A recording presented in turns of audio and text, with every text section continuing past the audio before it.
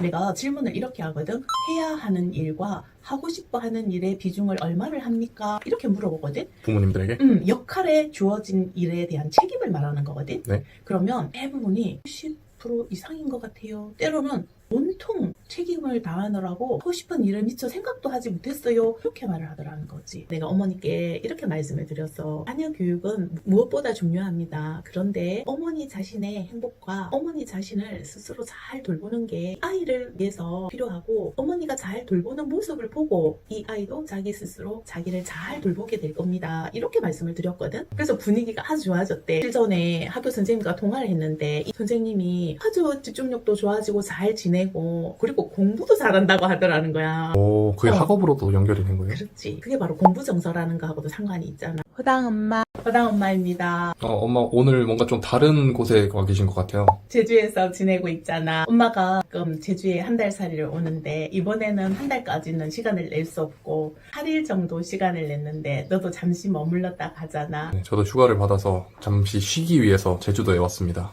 엄마는 1년에 보통 한두 번 정도 올레길을 걷잖아. 이번에도 올레길을 걸으러 왔는데 14-1을 걸었지. 제주도 올레길이 저는 되게 그냥 나들이 가는 느낌인 줄 알았는데 굉장히 횡군이던데요? 험난하던데? 14-1은 힘든 코스가 아니야. 일반적인 코스야. 아, 중간 난이도 코스예요? 그렇지. 9.3km고 서너 시간 걷는 건데 힘들지 않지 그거는. 왜냐면 나는 19.4, 뭐 19.7 이런 것들도 걸었지. 근데 엄마는 너보다 조금 나은 것 같아. 걷는 데 있어서는. 그러게요. 걷는 게 훈련이 되어 계시네요. 내가 구독자님들한테 걷는 게 좋다고 계속 말은 하는데 잘 실천은 안 되고 있거든. 엄마는 진짜 한번 보여드릴까 하는 거지. 구독자님들 모시고 같이 한번 걸어볼까 하는 계획도 있지.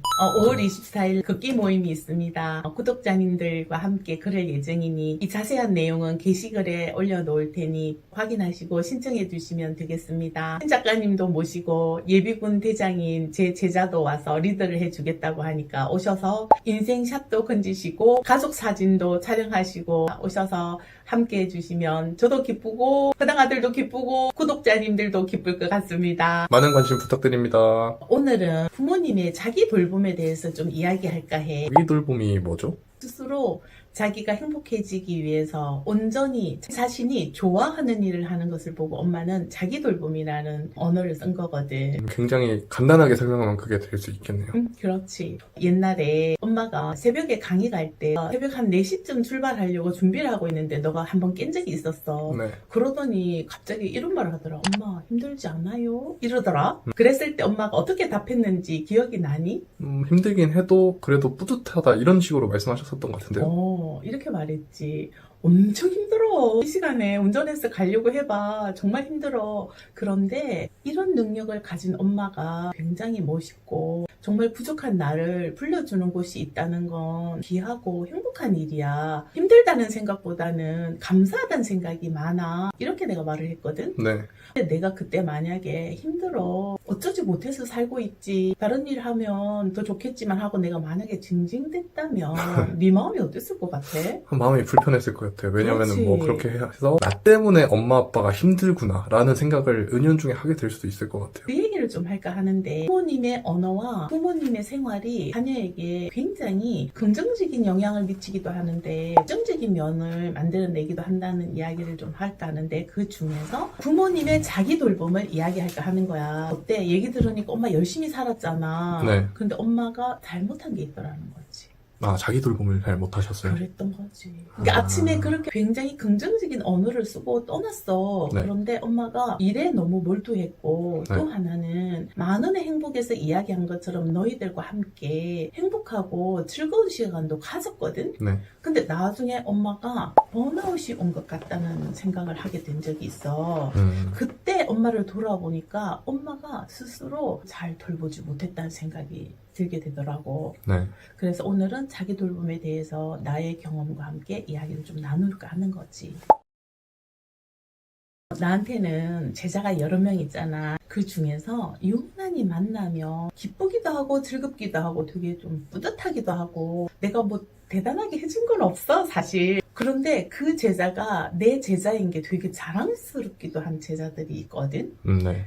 그 친구들의 공통점이 뭔가를 봤더니 돌봄을 되게 잘하고 있고 자기의 한계를 극복한 제자들이더라고. 우리 유튜브 영상에 K군과 D군이 등장하잖아. 이 제자들을 만나고 나면 굉장히 자기를 사랑한다는 느낌이 있고 만났을 때 주변 사람들에게 굉장히 편안하고 좋은 에너지를 주더라고. K군한테 물어봤어. 어떤 너만의 시간을 가지니? 그랬더니 하프 마라톤을 하더라고. 32.195km를 다 뛰기에는 힘이 들더래. 그래서 하프 마라톤을 하니까 자기가 딱 맞더래. 근데 50대에 하프 마라톤 좀 그렇지 않나? 대단한 거 정말 아니야? 대단한데요? 그치? 원래는 근데 풀코스로 마라톤 뛰어도 돼요?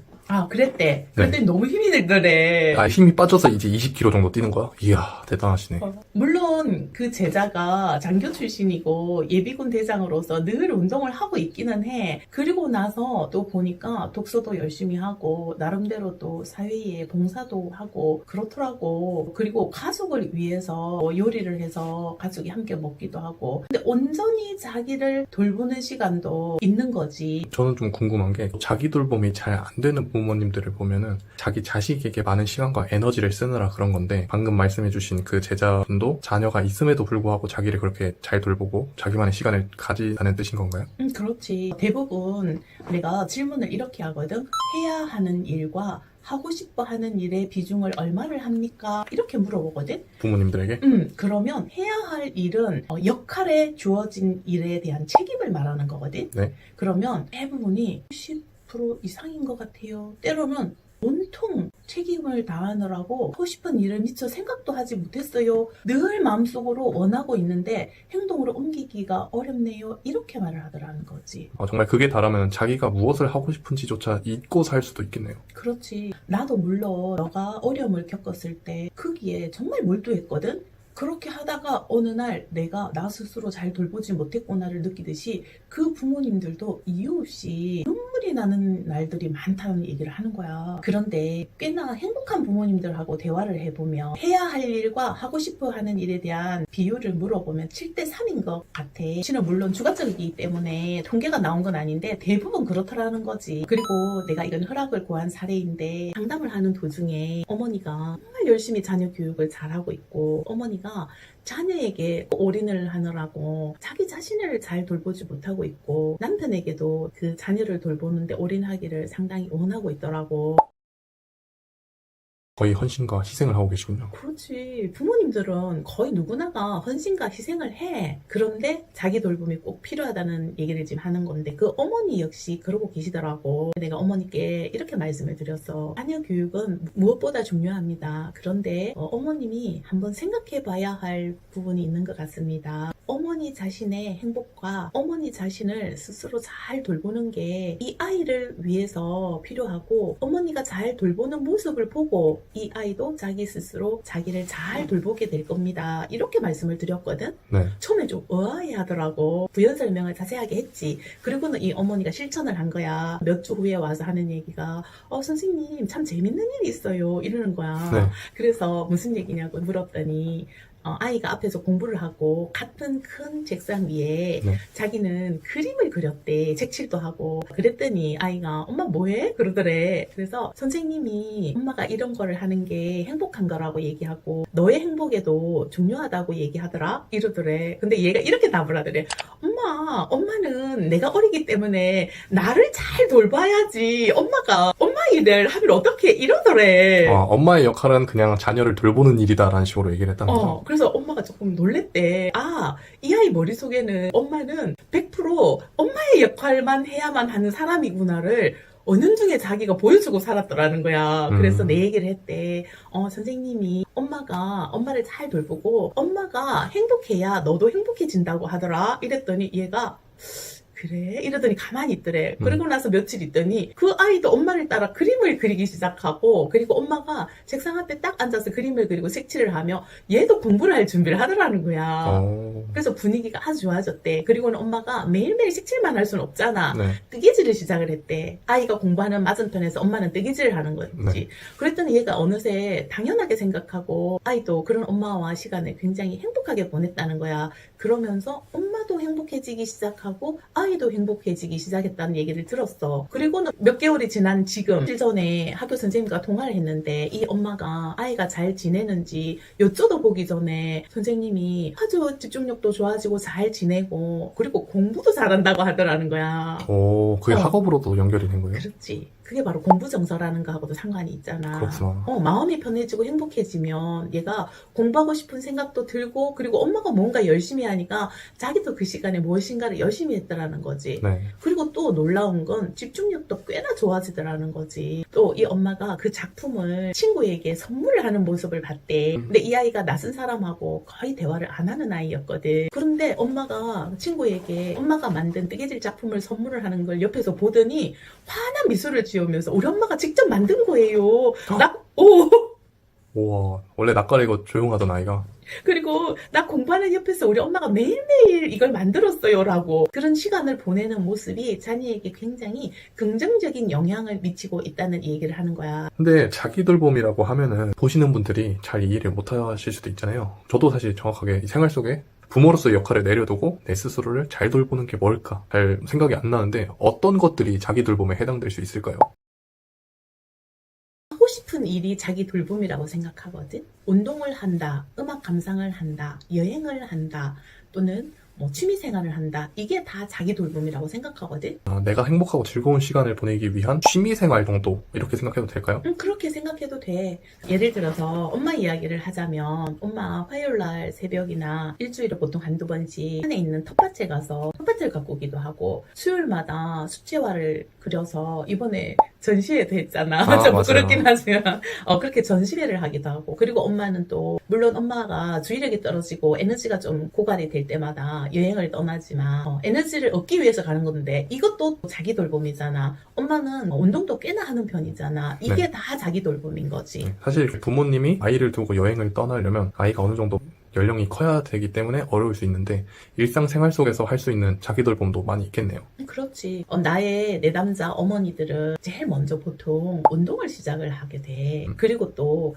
손으로 뭔가 작품을 만들거나 이렇게 이 어머니처럼 뜨개질은 아니어도 색칠하기부터 보통 시작하는 편이거든. 맞아, 그런 컬러링 북 같은 거 하는 것도 좋을 것 같아요.